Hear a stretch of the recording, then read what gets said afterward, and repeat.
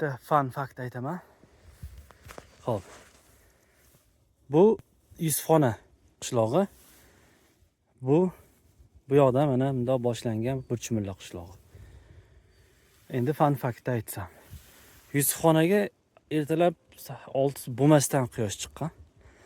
Burchumillaga mana soat deyarli 7:30.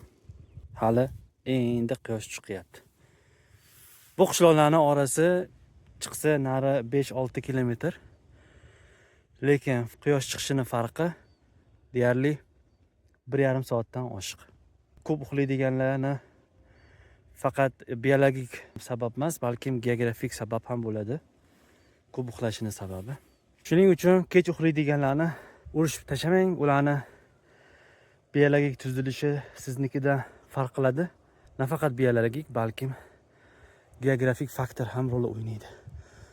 Burchumilliklar sal kech uyg'onadi. Quyoshga chiqqani uchun, Yusufxonaliklar esa ertalab 5 ta uyg'onib o'sha ishini boshlaydi. Mana shunaqa gaplar.